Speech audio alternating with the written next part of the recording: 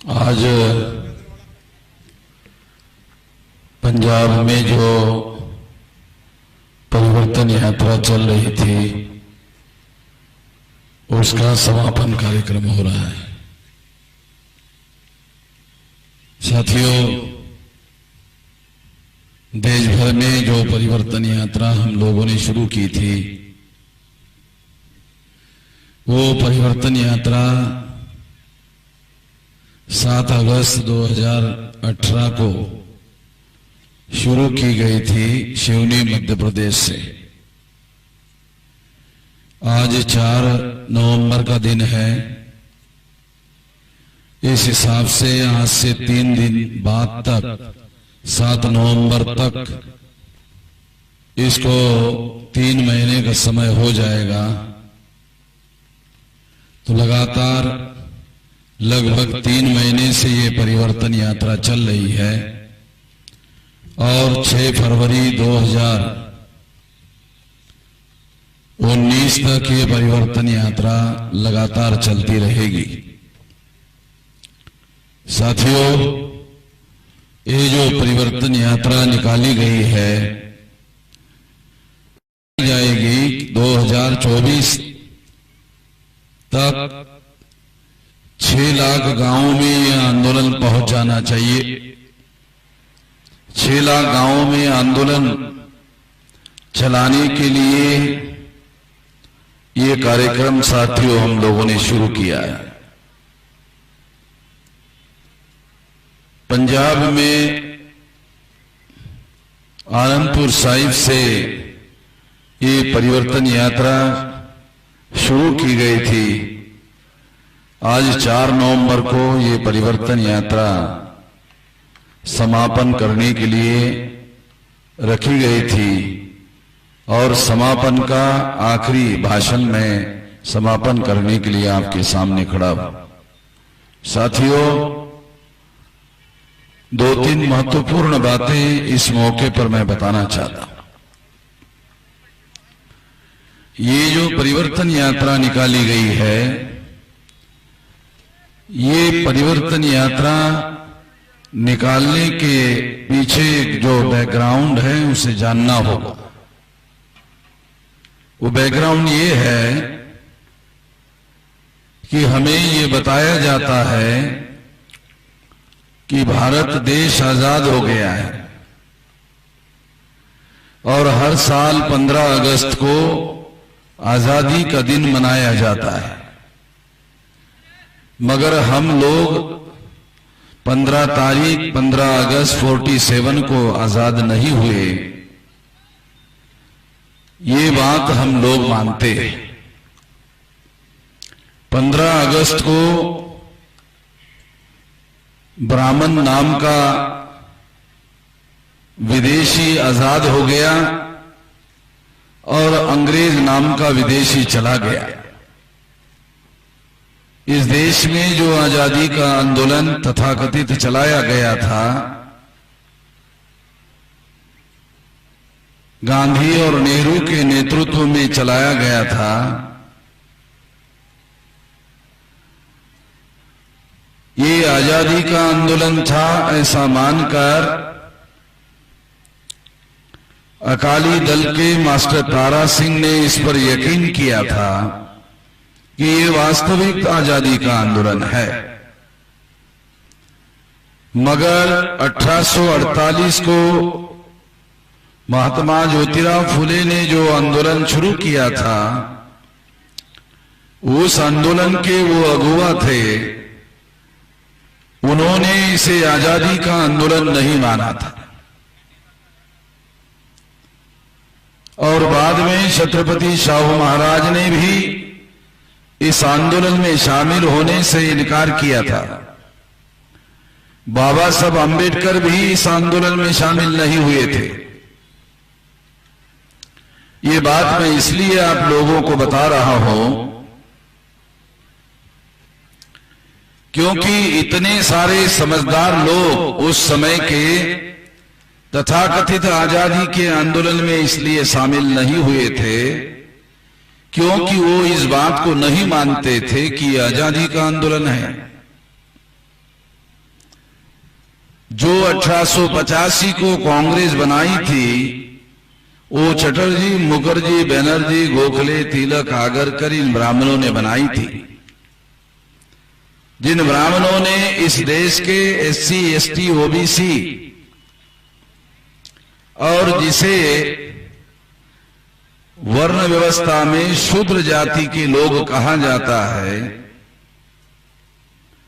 उन लोगों को हजारों साल से जिन पर अन्याय किया गया था, अत्याचार किया गया था, जिनको मजलूम बनाकर सताया और दबाया गया था,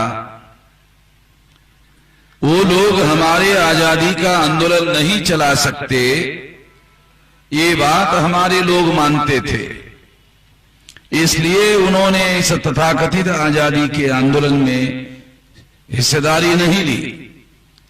पेरियार रामस्वामी ने गांधी जी को नेता मानकर आजादी के आंदोलन में शिरकत की थी, मगर जैसे ही उनको मालूम हुआ कि गांधी जी के नेतृत्व में चलाया गया आजादी का आंदोलन ये सभी लोगों के आजादी का आंदोलन नहीं है, इस आजादी पर ब्राह्मणों का कब्जा हो जाएगा, देश में डेमोक्रेसी नहीं ब्राह्मणोक्रेसी आएगी, ऐसा जैसे ही उनको यकीन हो गया, उन्होंने 1925 को पेरियार रामस्वामी ने कांग्रेस का इस्तीफा दिया और ये संकल्प घोषित किया कि तमिलनाडु में जो समंदर तमिलनाडु के बॉर्डर में लगा हुआ है, उस समंदर में हम कांग्रेस को डुबाएंगे। आप लोग सुनकर हैरान हो जाओगे कि 1965 के बाद तमिलनाडु में दोबारा कभी कांग्रेस वापस नहीं आई। या तो जयललिता की सरकार बनती थी या तो करुणानिधि की सरकार बनती थी। तो इसका मतलब यह है कि पेरियार रामस्वामी अपने संकल्प में सच साबित हुए थे और उन्होंने सफलता हासिल की थी। ये सारे उदाहरण मैं इसलिए आपको दे रहा हूं कि हम भी आजादी के आंदोलन को आजादी का आंदोलन नहीं मानते हैं, क्योंकि अगर हम देख ले, आज के तारीख में देख ले, 26 जनवरी 1950 को संविधान भारत में लागू हुआ, मगर उस पर अमल नहीं किया गया और अमल नहीं करने का नतीजा ये हुआ कि आज देश में ब्राह्मणों ने ब्राह्मण राज स्थापित कर दिया और इस ब्राह्मण राज को स्थापित करने में 5-5 ब्राह्मणों की पार्टियों ने साथ सहयोग किया। 1885 को कांग्रेस पार्टी बनी, ये ब्राह्मणों ने बनाई। 1925 को आरएसएस को बनाया गया, ब्राह्मणों ने बनाया। 1925 को कम्युनिस्ट पार्टी बनी, ए श्रीपाद अम्बरो डांगे ब्राह्मणों ने बनाई। और उसके बाद जो मार्क्सवादी कम्युनिस्ट पार्टी बनी, एएमएस नंबूद्री ब्राह्मण ने जो केरला का था उसने बनाई, ये भी ब्राह्मणों की पार्टी थी। चौथी ब्राह्मणों की पार्टी ये भारतीय जनता पार्टी है, ये पहले जनसंघ थी और अब भारतीय जनता पार्टी है। और इस भारतीय जनता पार्टी का जो राष्ट्रीय अध्यक्षता पहला वो पंडित अटल बिहारी वाजपेयी उन्होंने बनाई। और इस तरह से साथियों, आज तृणमूल कांग्रेस जो बंगाल की मुख्यमंत्री है और बंगाल की तृणमूल कांग्रेस की राष्ट्रीय अध्यक्ष है, ये 5-5 राष्ट्रीय पार्टियां अकेले ब्राह्मणों ने बनाई और इन पार्टियों ने मिलकर आपस में समझदारी से देश पर ब्राह्मण राज थोप दिया है। तो आज हम लोग, कल तक अंग्रेजों के गुलाम थे, आज हम ब्राह्मणों के गुलाम हैं। और ब्राह्मणों के गुलाम हो है, इसका सबूत यह है कि पुलिस चौकी में हमारा एफआईआर दाखिल नहीं होता। अभी आपको अमरीक सिंह बल्लोवाल जी ने बताया कि दोआबा रीजन में 13 साल की बच्ची पर बलात्कार हुआ, अभी तक पर्चा दाखिल नहीं हुआ। मैं सारे देश भर में यही बात कह रहा हूं कि जिस देश में पुलिस चौकी पर पर्चा दाखिल नहीं होता है, वो लोग इस देश में आजाद हैं, ये नहीं माना जा सकता। और यही बात हम कहते हैं कि हम आजाद हुए, हम नहीं मानते। साथियों, दूसरी बात मैं और एक बात कहना चाहता हूं, इसे भी समझना बहुत ज्यादा जरूरी है कि जब इस देश में चुनाव होता है, कांग्रेस जाती है तो बीजेपी आती है, बीजेपी जाती है तो कांग्रेस आती है। इसका मतलब ये है कि एक ब्राह्मण की पार्टी जाती है तो दूसरे ब्राह्मण की पार्टी आती है, दूसरे ब्राह्मण की पार्टी आती है तो पहले ब्राह्मण की पार्टी जाती है। ये ब्राह्मण राज भारत में स्थापित हो गया है। और जब ब्राह्मण किसी सूबे का किसी गैर ब्राह्मण आदमी को मुख्यमंत्री बनाता है तो वो इसलिए नहीं बनाता है कि वो उसको सत्ता देना चाहता है, वो इसलिए नहीं बनाता है कि उसको पावरफुल बनाना चाहता है, बल्कि वो इसलिए सत्ता देता है, इसलिए पावर देता है कि वो उसके द्वारा अपना काम निकालना चाहता है। साथियों, जब कोई जाट आदमी, जब कोई चमार आदमी, जब कोई प्रजापति आदमी जब सिख धर्म कबूल कर लेता है और सिख धर्म के सिद्धांत को मानता है, तब उसकी पूर्व की जाति समाप्त हो जाती है। अगर पूर्व की जाति सिख धर्म कबूल होने के बाद समाप्त हो जाती है तो सिख होने के बाद ये जितनी भी जातियां हैं ये समाप्त हो जाती है। और समाप्त अगर हो जाती है तो फिर जाट क्यों बचता है और चमार क्यों बचता है, प्रजापति क्यों रहता है? रहना नहीं चाहिए। अगर रहता है तो मेरा ये मानना है कि ब्राह्मणवादी पार्टियां जो ब्राह्मणों की है, अगर वो किसी सिख को मुख्यमंत्री बनाता है तो उसके पीछे सिखों के अंदर का जाटवाद विकसित करना चाहता है, वो डेवलप करना चाहता है। तो इससे क्या होता है, एक आदमी को मुख्यमंत्री बनाया जाता है जो जाट से सिख बना, जब उसको मुख्यमंत्री बनाया जाता है तो वो इस तरह की पॉलिसी एडॉप्ट करता है ताकि ब्राह्मण लोग की पार्टी के लोग खुश हो जाए। उनको खुश करने के लिए वो जाटवाद को डेवलप करता है। जब वो जाटवाद को डेवलप करता है, चमारवाद को डेवलप करता है, प्रजापति की जाति को फिर दोबारा स्थापित करता है, तो इसका मतलब ये होता है कि उसको मुख्यमंत्री दोबारा जातिवाद डेवलप करने के लिए इस्तेमाल कर रहा है। ये बात समझने की जरूरत है। ये सत्ता वो इसलिए नहीं देते हैं कि वो आप पावरफुल हो जाए, ताकतवर हो जाए, बल्कि वो इसलिए डेवलप करते हैं कि जिन लोगों ने गुरुओं का सिद्धांत स्वीकार करके सिख धर्म कबूल कर लिया, उनके अंदर जातिवाद डेवलप करने के लिए, जातिवाद विकसित करने के लिए वो ऐसा करते हैं। और ये जातिवाद जब सिखिज्म में डेवलप होता है तो लोगों को ये समझ में नहीं आता है कि इससे गुरुओं का जो सिद्धांत है, सीख है, वो खत्म हो जाता है। एक सिख आदमी अपनी पूर्व जाति को जब मानना शुरू करता है तो सिख धर्म खत्म हो जाता है। सिख धर्म को खत्म करने के लिए एक आदमी को मुख्यमंत्री जो सिख है उसको बनाया जाता है और ब्राह्मणवाद उसके द्वारा जातिवाद उसके अंदर डेवलप करता है। इससे सिख धर्म समाप्त हो जाता है। आज सिखिज्म जो खतरे में पड़ा हुआ है वो इसीलिए पड़ा हुआ है कि ब्राह्मणों की पार्टी एक आदमी को मुख्यमंत्री बनाती है और सारे सिखिज्म को वो इनडायरेक्टली खत्म करने का काम करता है। ये बात पंजाब के सिखों को समझ में आना बहुत ज्यादा जरूरी है, बहुत ज्यादा आवश्यक है।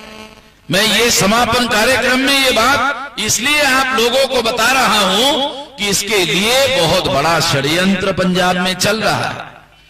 मैं पंजाब में 23 जिलों में घूमकर आया। जिंदगी में ये 23 जिलों में घूमने का मुझे सबसे ज्यादा फायदा हुआ। किसी को हुआ या नहीं हुआ, ये मुझे बहुत ज्यादा जानकारी मिल गई। पंजाब की इतनी जानकारी मुझे पिछले 50 साल में नहीं हुई, जितनी जानकारी मुझे 23 दिन में हो गई। और इस जानकारी का हम लोगों को आने वाले समय में जो मोमेंट हम पंजाब में चलाएंगे उसमें इसके लिए बहुत बड़ा फायदा होगा, ऐसा मेरा यकीन है, विश्वास है। साथियों, मैं उत्तर प्रदेश गया था, तो उत्तर प्रदेश में अलीगढ़ में वहां पर जो बैकवर्ड क्लास का संगठन हमने ऑल इंडिया का संगठन बनाया, जो बैकवर्ड क्लास का ऑल इंडिया का संगठन बनाया, उसका प्रदेश का अध्यक्ष एक यादव था। तो उस समय पर कार्यक्रम के लिए जब मैं गया तो वो माइक में अपने भाषण में कह रहा था कि मैंने ब्राह्मणों के हाथों से कुंडली निकाली थी, ब्राह्मणों के हाथों से कुंडली निकाली थी। उस कुंडली में लिखा था गण राक्षस, यानी जो यादव था उसके लिए लिखा था गण राक्षस और वर्ण शूद्र और योनि साप। उसके कुंडली में योनि भी लिखी थी, योनि साप। उसने मुझे बताया कि मेश्राम जी, एक कुंडली में हमारे ऐसे लिखा हुआ। तो मैंने कहा मेरे लिए कोई नई बात नहीं है। महाराष्ट्र में हमारे मराठा जाति के लोग हैं, एक ग्रेजुएट इंजीनियर, शादी करने का समय आया तो हमारे मित्र थे प्रवीण गायकवाड़, जो संभाजी ब्रिगेड के अध्यक्ष थे, वो उसका मित्र था। तो उसने कहा कि भी शादी करना है, तो पंडित ने कहा कुंडली लेके आया। तो उसने कहा कुंडली बाद में लेकर जाते हैं पंडित जी के पास में, पहले हम ही घर में उसको पढ़ लेते। कहा कि नहीं, पंडित जी ने ये कहा था कुंडली बनाते वक्त, वो लाल कपड़े में बांध कर दिया था, तो कहा था कि इसको खोलना मत, और मेरे इसको पढ़ना हो तो ऐसे ही बांधी हुई पोटली मेरे पास लेके आना, खोलना मत। मैं खोलूंगा, मैं पढ़ के बताऊंगा, फिर दोबारा उसमें रखूंगा, फिर उसको लाल कपड़े में बांधूंगा, फिर दूंगा, पढ़ना मत। जब उसने कहा पढ़ना मत, तो हमारा जो मित्र था प्रवीण गायकवाड़, उसने कहा अब तो हम जरूर पढ़ेंगे। अगर ब्राह्मण ने कहा पढ़ना मत, तो फिर तो हम पढ़ेंगे, क्योंकि हम ब्राह्मण को मानते नहीं, तो हम पढ़ेंगे जरूर। वो तो उसको खोला तो उसमें लिखा था गण राक्षस और वर्ण शूद्र। साथियों, मैं अमेरिका गया, तो अमेरिका गया था तो न्यूयॉर्क में सर्वजीत जो है उनके घर में रुका था। तो उन्होंने मुझे राजस्थान का एक किस्सा बताया कि राजस्थान में एक डीआईजी, जाट जाति का डीआईजी, जो प्रदेश भर का बहुत बड़ा ऑफिसर था, डीआईजी, तो उसने अपने यहां यज्ञ करने का निर्णय किया कि मैं डीआईजी हूं तो यज्ञ करने के लिए शंकराचार्य को बुलाऊं। तो उसने शंकराचार्य को बुलाया। शंकराचार्य को बुलाने के बाद में वो शंकराचार्य यज्ञ करने के पहले जब उसके घर में आया, तो जो वहां के लोकल ब्राह्मण थे उनको पूछा कि ये कौन से जाति का है? आगे जाट जाति का है।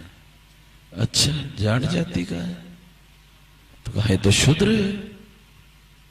कहा कि ये बहुत ताकतवर लोग हैं शंकराचार्य जी, यहां कुछ झमेला हो जाएगा तो हमारे लिए बड़ा खतरा पैदा हो जाएगा। तो कहा, शंकराचार्य ने उसको कहा कि आप चिंता मत करो, मैं रास्ता निकालता हूं। तो शंकराचार्य ने यज्ञ के लिए कहा कि टाइम शुभ नहीं, तो थोड़ी देर के पहले उसने टाइम बताया अभी शुभ है, और शुभ होने के बाद उसको कहा कि ये पहले मैं यज्ञ करूंगा, और यज्ञ करने के बाद में वो यज्ञ समाप्त हो जाएगा। शाम के समय में जब यज्ञ होगा तब उस जाट को बुलाया जाएगा। तो जब वो यज्ञ पूरा किया तो पहले यज्ञ में उसको बैठने नहीं दिया, क्योंकि शूद्र को यज्ञ में बैठने नहीं देते, तो उसको बैठने नहीं दिया। और शाम के समय में जब दोपहर में वो रेस्ट करके जाग गया शंकराचार्य, तो उसने कहा कि मैंने समय देखा सारा अशुभ है, इसलिए यज्ञ नहीं हो सकता। वो यज्ञ किए बगैर ही चला गया। तो वहां जो दूसरा एक बंदा समझदार था, उसने उनको कहा कि ये तुम्हारे साथ तुम जाट जाति के हो और वर्ण व्यवस्था में ब्राह्मणों के धर्म के अनुसार शूद्र माना जाता है जाट, तो इसलिए शंकराचार्य ने तुम्हारे साथ ये किया। मैं ये उदाहरण इसलिए आप लोगों को बता रहा हूं कि महाराष्ट्र का मराठा और उत्तर प्रदेश का यादव और पंजाब और हरियाणा का जाट ये इक्वल माना जाता है। तो उन लोगों के बारे में ब्राह्मणों के कुंडली में लिखा हुआ है कि इनका वर्ण शूद्र है और इनका गण राक्षसों का है। तो इसका हम लोग ब्राह्मणों को पैसा देकर, मैंने यादव को पूछा कि आपने ये जो कुंडली बनाई तो पंडित जी को पैसा कितना दिया? कहा कि 2500 रुपया दिया। तो 2500 रुपया देकर आपने अपने आप को राक्षस घोषित किया और साथ साथ में सांप भी घोषित किया। कहा कि राक्षस का तो ठीक है, मगर सांप घोषित किया ये मुझे समझ में नहीं आ रहा है। मैंने कहा ये जो यादव है ये नागवंशी लोग माने जाते हैं। अगर उसने नागवंशी लिखा होता तो आप लोगों को आपका इतिहास मालूम हो गया होता। इसलिए उसने नाग का समानार्थक दूसरा शब्द जो है वो सांप लिखा। असल बात यह है कि ब्राह्मण समझते हैं। तो बहुत सारे लोगों को ये बात समझ में नहीं आती है। इससे भी एक बात सीखने लायक है। ऋग्वेद में इस देश में जो मूल निवासी है उनको राक्षस कहा गया है, दानव कहा गया है। तो एक तो कुंडली लिखने का एक फायदा है कि अगर जाटों को राक्षस लिखा जा रहा है तो सिद्ध है ये भारत के मूल निवासी। ये तो सिद्ध हो गया कि ये भारत के मूल निवासी है, और जो ब्राह्मण इनको राक्षस बोल रहा है वो भारत का मूल निवासी नहीं है। जैसे इंग्लैंड से अंग्रेज आए थे, वो विदेशी थे, उनके आने के तारीख का पता है, उनके जाने के तारीख का पता है। ब्राह्मणों के आने का तारीख पता है, वो यूरेशिया से आए हैं। ये जो यूरोप है और रशिया है, इसके बीच में काला सागर है। ये काला सागर के पास अस्कीमोजी नाम का एरिया है, ये वहां के रहने वाले हैं। ये विदेश से आने का तारीख पता है, मगर बाहर विदेश वापस जाने का इनका तारीख पता नहीं है।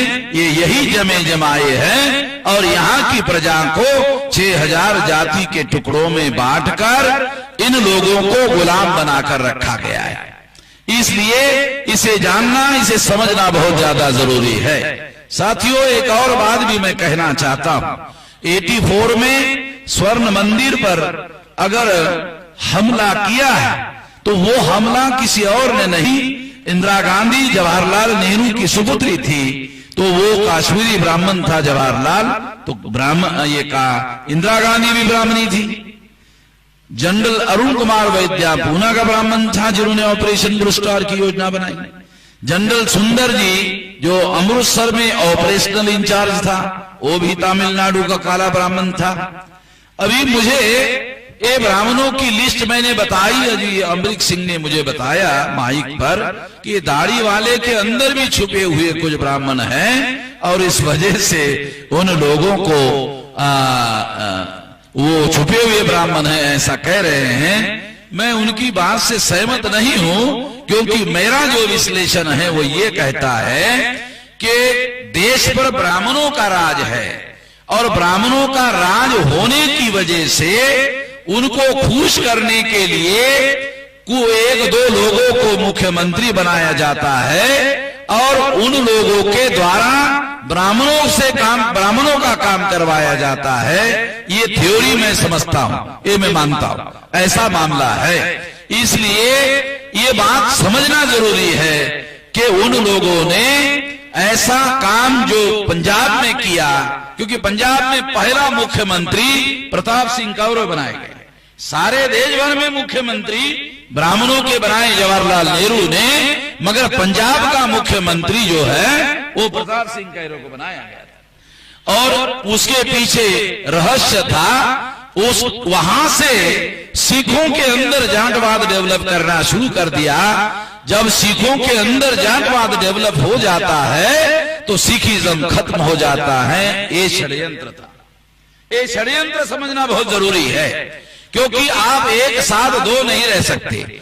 आप अगर सिख हो गए तो जाट नहीं रह सकते, अगर आप सिख हो गए तो चमार नहीं रह सकते, अगर आप सिख हो गए तो आप प्रजापति नहीं रह सकते या सैनी नहीं रह सकते।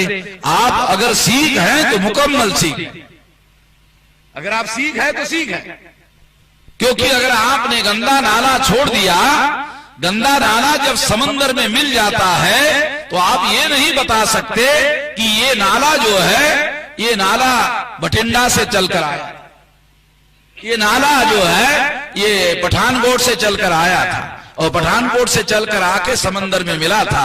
समंदर में मिलने के बाद में नाला खत्म हो जाता है, नाले की गंदगी भी खत्म हो जाती है। मैं इसलिए ये बता रहा हूं क्योंकि अब ये जाति के नाम पर ब्राह्मणों ने जो गंदगी फैलाई है, ये सिखिज्म में या और भी दूसरे समानता को मानने वाले धर्म हैं, उसमें जब कोई प्रवेश करता है तो वो मामला खत्म हो जाता है। मगर इस खत्म होने के बाद भी जब जाति फिर भी जीवित रहती है तो ये सेंटर में देश पर ब्राह्मणों का राज होने की वजह से ये सारा हो रहा है। ये समझना जरूरी है। अगर ये बात आपको समझ में आ जाए तो हम लोग उनसे लड़ाई लड़ सकते हैं। अगर दाढ़ी के अंदर ब्राह्मण छुपा हुआ है ऐसा कहना शुरू कर देंगे तो इससे हमारी आपस में ही लड़ाई हो सकती है। मुझे लगता है आपस में लड़ाई लड़ने से, लड़ाई लगने से नुकसान हो सकता है। अगर ये बात पंजाब में सिखों के अंदर जागृत किया जाए कि एक आदमी का इस्तेमाल हो रहा है, सभी सिखों का तो इस्तेमाल नहीं किया जा सकता। सभी सिखों को इसके बारे में जागृत करना होगा और ज्यादा संख्या के लोग यदि आप अपने साथ में लेने में कामयाब हो जाते हैं तो ब्राह्मणवाद को परास्त करने में आप कामयाब हो सकते हैं। ये तरीका अपनाना होगा। अगर ये तरीका नहीं अपनाते हैं तो सिख और सिख के बीच में लड़ाई लग जाएगी। सिख और सिख के बीच में अगर लड़ाई लगेगी तो इसके इनडायरेक्टली ब्राह्मणवाद मजबूत होने का फायदा होगा। ये बात मुझे लगता है हमको इसके बारे में विचार करना चाहिए। मैं आपके विचार के लिए मेरा विचार साझा कर रहा हूं। मैं ये नहीं कह रहा हूं मेरी बात पूरी तरह से स्वीकार कर लो, मैं कह रहा हूं विचार कर लो, इस पर विचार करो। ये बहुत गंभीर बात है। हमें आपस में लड़ने से ज्यादा नुकसान हुआ है। ये तो परिवर्तन यात्रा हमने निकाली इसीलिए कि हमारे ये जो SC ST OBC माइनॉरिटी के 5-6 लाख संगठन हैं, ये 5-6 लाख संगठन उन लोगों ने बनाए हैं। ये 5-6 लाख संगठन बनाने के लिए उन्होंने NGO का तरीका डेवलप किया। 5-6 लाख संगठन के लिए पैसा देते हैं, 5-6 लाख संगठन के लिए पब्लिसिटी देते हैं और अलग अलग जगह पर उनका प्रोत्साहन करते हैं। इस वजह से ये 5-6 लाख संगठन हमारे लोगों के बने हैं, बनाए गए हैं। अगर हम इन संगठनों को जगाने का, जिस तरह से ब्राह्मणों ने 6000 जाति के टुकड़ों में हमारे लोगों को बांटा, तो 6000 टुकड़ों में बांटे हुए लोगों को, हम बटे हुए लोग नहीं हैं, हम बांटे हुए लोग हैं। तो हमको बांटा है ब्राह्मणों ने, तो बांटने से हमारा फायदा नहीं हुआ, बांटने से ब्राह्मण का फायदा हुआ। जो लोग अपने जाति पर गर्व करते हैं, जो लोग अपने जाति पर गौरव करते हैं, वो ब्राह्मणों के गुलाम हैं। अगर कोई आदमी अपने जाति का गर्व करता है, गौरव करता है, तो वो ब्राह्मणों का गुलाम है। ये बात समझना बहुत जरूरी है। मैं आपको बताना चाहता हूं, बहुत अहम बात है। जातियां जानवरों में होती है, इंसानों में नहीं होती। मैं आपको सबूत के तौर पर इसे साबित कर देता हूं। जातियां जानवरों में होती है, इंसानों में नहीं होती है। जैसे फॉर एग्जाम्पल मैं आपको यहां साबित कर देता हूं। ब्राह्मणों ने वर्ण बनाए, ब्राह्मण, क्षत्रिय, वैश्य, शूद्र, हो गया ये सारे के सारे चार। तो ये ब्राह्मण के घर में ब्राह्मण पैदा नहीं होता, ब्राह्मण के घर में आदमी पैदा होता, क्षत्रिय के घर में भी आदमी पैदा होता, वैश्य के घर में भी आदमी पैदा होता, शूद्र के घर में भी आदमी पैदा होता। अगर शादी हो जाए तो आदमी ही पैदा हो जाता है। अब जानवरों का ले लो, गधा, घोड़ा, खच्चर, सुअर, आपको समझाने के लिए उदाहरण दे रहा हूं। जैसे चारों वर्णों के लोगों को एक कॉमन नाम है आदमी, इंसान, वैसे चारों जानवरों का एक नाम है जानवर, बराबर। जैसे चारों वर्णों को आदमी कहते हैं, वैसे चारों जानवरों को एक कॉमन नाम है जानवर। गधा, घोड़ा, खच्चर, सुअर, ये सारे के सारे लोगों का एक नाम है जानवर। तो जानवर है तो जानवर की जाति हो गई गधा, जानवर की जाति हो गई घोड़ा, खच्चर, सुअर। तो सुअर के घर में सुअर पैदा होता है, गधे के घर में गधा पैदा होता है, घोड़े के घर में घोड़ा पैदा होता है, खच्चर के घर में खच्चर पैदा होता है। मगर इंसानों में ऐसा नहीं होता। ब्राह्मण के घर में भी आदमी पैदा होता है, क्षत्रिय के घर में भी आदमी ही पैदा होता है, और वैश्य के घर में भी आदमी ही पैदा होता है, शूद्र के घर में भी आदमी पैदा होता है। समझ में आ रहा है? जानवरों में जातियां है, इंसानों में जातियां नहीं है। मगर ब्राह्मण बहुत होशियार है, उन्होंने जानवरों की व्यवस्था इंसानों पर लागू कर दी। ब्राह्मण बहुत होशियार है, उन्होंने जानवरों की व्यवस्था इंसानों पर लागू कर दी, तो ब्राह्मण महान है। मैं इसीलिए ब्राह्मण को महान कहता हूं कि ब्राह्मण इसलिए महान है क्योंकि जानवरों की व्यवस्था उसने इंसानों पर लागू कर दी, इसलिए ब्राह्मण महान है। और हम लोग ब्राह्मणों से महान हैं। वो कैसे? ये जानवरों की व्यवस्था हमने स्वीकार कर लिया, हम ब्राह्मणों से भी महान हैं। ब्राह्मणों ने हमें जानवर माना और जानवरों की व्यवस्था हम पर लागू कर दी, इसलिए ब्राह्मण महान है। हम लोग थोड़ा ब्राह्मणों से भी महान हैं क्योंकि ब्राह्मणों ने हमको जानवरों के सिस्टम में डाला और हमने इसे स्वीकार कर लिया, इसलिए हम ब्राह्मणों से थोड़े महान हैं, ज्यादा नहीं, थोड़े महान। और हमने मान लिया कि हम जानवरों की संतान हैं। तो मेरा ऐसा मानना है कि हम लोग जब तक जाति का गर्व और गौरव करेंगे तब तक, जैसे जाटों को गर्व होता है वो जाट है। पब्लिसिटी में तो मुझे लगता है भारत में किसी जाति के नाम पर फिल्म नहीं बनी मगर जाट के नाम पर फिल्म। दूसरे लोग ऑब्जेक्शन लेते, मेरे नाम पर ऐसा क्यों कर रहे हो, मगर जाटों ने जाट के नाम पर फिल्म बनी तो ऑब्जेक्शन लिया कि नहीं मुझे मालूम नहीं है, मगर दूसरे लोग ऑब्जेक्शन लेते। तो जो जाति का गर्व करता है, जाति का गौरव करता है, वो ब्राह्मण का गुलाम। मेरा समापन कार्यक्रम में ये सबसे बड़ा संदेश है कि जो जाति का गर्व करता है, जाति का गौरव करता है, वो गुरु ग्रंथ साहब का विरोधी है,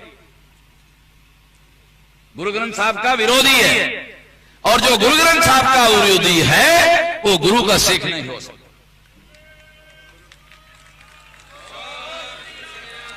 गुरु के सिख को जगाने की जरूरत है, गुरु के सिख को अंदर से जगाने की जरूरत है। ब्राह्मणों ने जाट या जाति को जगाया, केवल जाट नहीं, क्योंकि अकेले जाट को ही ये बात कहना सही नहीं होगा, क्योंकि कई जाति के लोग सिख हो गए तो हर जाति का आदमी को उसके अंदर की जाति जगाने का काम किया गया। इस वजह से सिखिज्म खतरे में है और इसके विरोध में बहुत बड़ा आंदोलन शुरू किया जाना चाहिए। मेरा ऐसा मानना है कि सबसे पहले तो गुरुद्वारे में हमारे लोग जाकर मत्था टेकते हैं। ये टेकने का काम गलत है ऐसा नहीं कहा जा सकता, मगर गुरु ग्रंथ साहब की विचारधारा मत्थे में डालना जरूरी है। मत्थे में टेकना मना करना सही बात नहीं है, मगर गुरु ग्रंथ साहब की विचारधारा मत्थे में डालना बहुत ज्यादा जरूरी है, तो मत्थे में परिवर्तन होगा। मत्थे में परिवर्तन होगा तो गुरु का सिख होगा। अन्यथा गुरु का सिख जो है पगड़ी डालने से नहीं होगा। मैं मुसलमानों के सम्मेलनों में गया तो मैंने उनको भी कहा कि तुम 5 बार का नमाज पढ़ते हो, 5 बार का नमाज पढ़ने से आखिरत में अल्लाह ताला तुमको स्वीकार नहीं करेगा तुम्हारी गलत बातों को। अल्लाह ताला कहेगा ठीक है तुमने मेरे लिए 5 बार नमाज पढ़ा, ये मेरा हक था वो अदा कर दिया, मेरा हक आपने अदा कर दिया है, मगर मेरे बंदों का हक उसका क्या? मेरे बंदों का हक, जो दुनिया में जालिम लोग हैं ये दुनिया में मजलूम लोग हैं, और अगर मजलूम हैं तो मजलूमों का हक है। तुमने 5 बार नमाज पढ़ी मगर मजलूमों के हक के लिए तुमने कुछ किया नहीं। जालिमों को रोकने का काम तुमने नहीं किया। अगर जालिमों को रोकने का काम तुमने नहीं किया तो तुम 5 बार नमाज पढ़ के भी मेरा काम नहीं कर रहे हो। उसी तरह से गुरु ग्रंथ साहब की विचारधारा, मत्था टेकने के बाद अगर गुरु ग्रंथ साहब की मौलिक विचारधारा जो इंसान और इंसान के बीच में किसी प्रकार का भेदभाव मानने से इनकार करती है, अगर वो बात आप अमल में लाते नहीं हो, अमल में लाने का भी एक मौलिक सिद्धांत है। वो मौलिक सिद्धांत क्या है? दिमाग बदलता है तो आचरण बदलता है, दिमाग नहीं बदलता है तो आचरण नहीं बदलता है। अगर आपके दिमाग में परिवर्तन नहीं होता है तो आपके आचरण में परिवर्तन नहीं होता है, आपके आचरण में परिवर्तन नहीं होता है तो आपके चरित्र में परिवर्तन नहीं होता है, आपके चरित्र में परिवर्तन नहीं होता है तो आप खालसा नहीं बन सकते। खालसा तो प्यूरिफाइड आदमी, खालसा जो है वो प्यूरिफाइड है। यानी प्यूरिफाइड का मतलब है वर्ण की गंदगी खत्म, जाति की गंदगी खत्म, अस्पृश्यता की गंदगी खत्म, शूद्रत्व की गंदगी खत्म, महिलाओं को दास मानने की गंदगी खत्म। ये सारी गंदगी जहां खत्म हो जाती है वहां वो प्यूरिफाइड हो जाता है, जहां वो प्यूरिफाइड हो जाता है वहां वो खालसा होता है। तब जाकर के गुरु का सिख होता है। केवल पग बांधने से गुरु का सिख नहीं हो सकता है।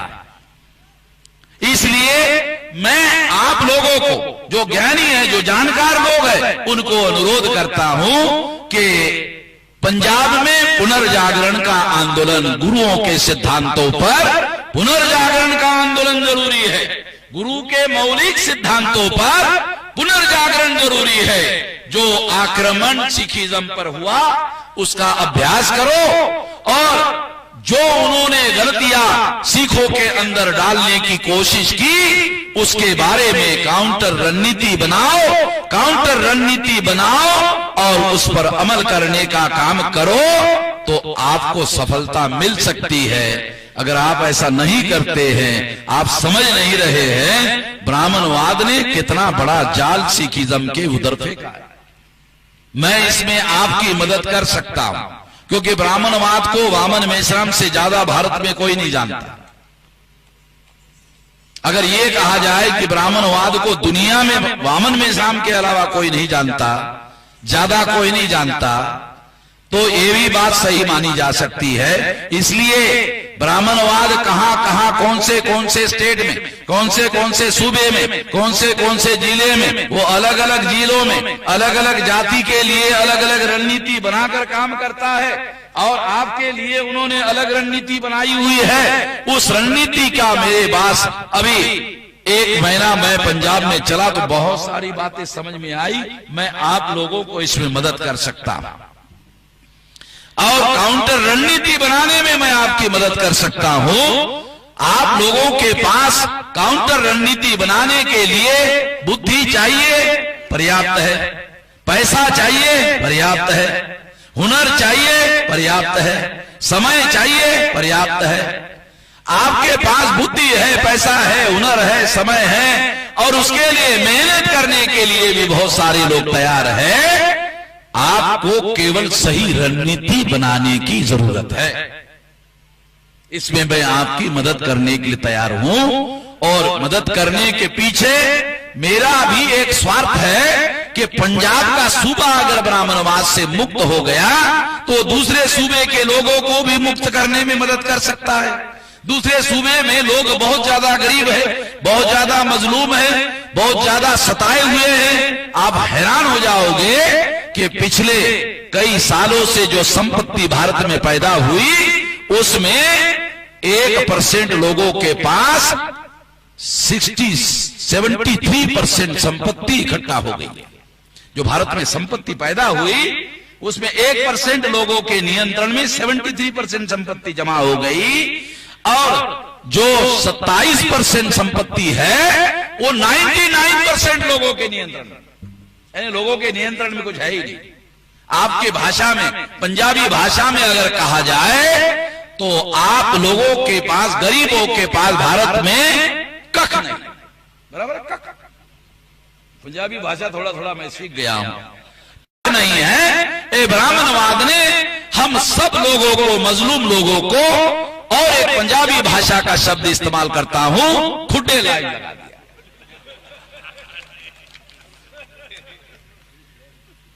तो आपको समझ में आ गया होगा कि एक महीने में मैंने बहुत कुछ सीख लिया।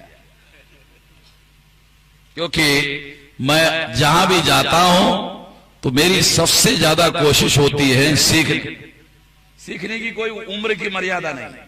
आदमी कल मरने वाला है, उसके एक दिन पहले तक सीख सकता है। ये इंसानों की खासियत है, इंसानों की विशेषता है कि वो मरने के एक दिन पहले तक सीख सकता है। सीखने की कोई उम्र की मर्यादा नहीं है। मैं ये बात आप लोगों को कहना चाहता हूं। दूसरी बात कि हम लोगों को 6000 जाति के टुकड़ों में ब्राह्मणों ने बांटा, तो बांटे हुए लोगों को जगाना होगा, जगे हुए लोगों को जोड़ना होगा, जोड़े हुए लोगों से शक्ति का निर्माण करना होगा। शक्ति का निर्माण क्यों करना होगा? आजादी पर जिन्होंने कब्जा किया वो तगड़े हो गए हैं। तगड़े लोगों के विरोध में लड़ना कमजोर लोगों के बस की बात नहीं है। कमजोर लोगों को इकट्ठा करना होगा, इकट्ठा करने के बाद शक्ति निर्माण करना होगा, फिर वो तगड़े हो जाएंगे। तगड़े लोगों को तगड़े लोगों से लड़ाना होगा, तगड़े लोगों से तगड़े लोगों को भिड़ाना होगा, तब जाकर के कामयाबी मिलेगी। आसानी से कामयाबी मिलने वाली नहीं है। ये बात आप लोगों को ध्यान रखना होगा।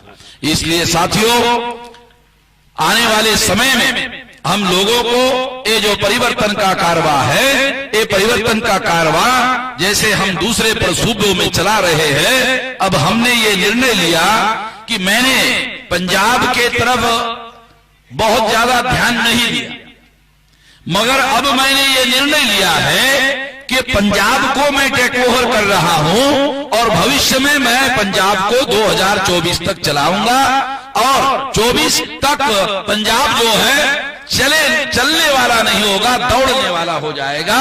और मान साहब के साथ मिलकर पंजाब को हम लोग सबसे ताकतवर सूबों में परिवर्तन करेंगे और ये ताकतवर सूबा जो है वो आने वाले समय में बहुत कुछ काम करने लायक हो जाएगा। ऐसा मेरा मानना है, यकीन है इस काम में आप लोगों का साथ सहयोग मिलेगा। इस आशा और विश्वास के साथ आपने मेरी बात ध्यान से सुनी, इसके लिए आभार, धन्यवाद। 25 नवंबर को गुरु नानक साहब का जन्मदिन और बरगाड़ी में 25 नवंबर को बड़ा कट होने वाला है। तो हम बहुजन क्रांति मोर्चा, वाम से भारत मुक्ति मोर्चा और जितनी भी जथेबंदियां पंजाब में हमने जोड़ी है, सभी लोगों को मैं अनुरोध करता हूं कि वो पंजाब बरगाड़ी में अपनी गाड़ियां और ज्यादा से ज्यादा संख्या में उस महाकार्यक्रम में जाए। मैं भी उस कार्यक्रम में, मंच साहब ने मुझे आमंत्रण दिया, वहां भी मैं जाने वाला हूं, वहां हाजिर लगाने वाला हूं। आप तो इस तरह से ये लड़ाई हम लोग आने वाले समय में मिलजुल कर लड़ेंगे। आपने मेरी बात ध्यान से सुनी, इसके लिए आभार, धन्यवाद।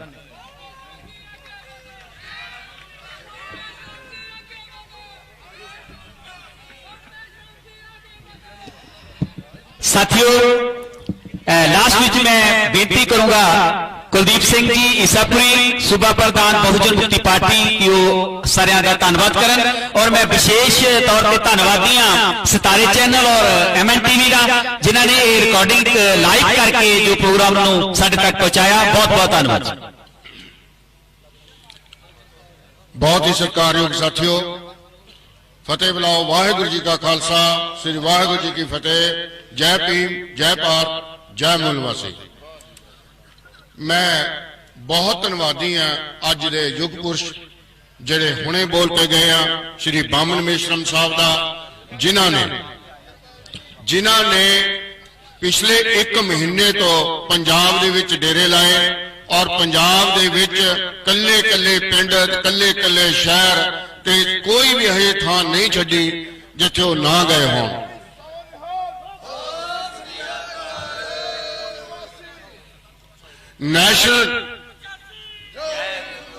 नैशनल लेवल दियां 7 पार्टियां, कोई किसी का प्रधान किसी पिंड च नहीं आउंदा, इत्थों तक कि पंजाब दे विच नहीं वो प्रधान आउंदा।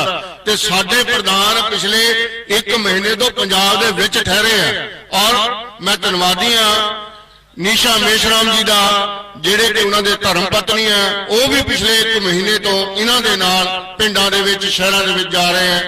बहुत मैं धन्यवादी है अमरीक सिंह बल्लोवाल जी का, धन्यवादी है दलविंदर सिंह जी घुमन पैरिस तो जिहड़े आए, नरिंदर पूरेवाल मैडम BMP प्रधान वुमन सेल, अमरजीत कौर प्रधान मूल निवासी महिला संघ, इसी तरह हंस जी का, संगड़ साहब का, राणा जी का, चंचल जी प्रबंधक, मेजर सिंह सर रणबीर सिंह गिल, जिहड़े कि बहुत ही इन्होंने मेहनत करके बहुत अच्छा प्रबंध किया है।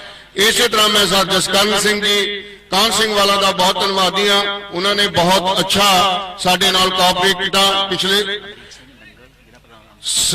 अमरीक सिंह नंगल जी का मैं जिला प्रधान जिहड़े अमृतसर है उन्होंने बहुत धन्यवादी हाँ। सितारे चैनल का, MNTV का, ते बहुत ही प्यारे साथियों जिहड़े तुसीं हुण तक ये समा सानू दिता, इन्नी रात तक बैठे साडी गल सुनी है। मैं सारिआं दा तुहाडा धन्नवादी हाँ। वाहिगुरू जी का खालसा, वाहिगुरू जी की फतेह। 25 तरीक नूं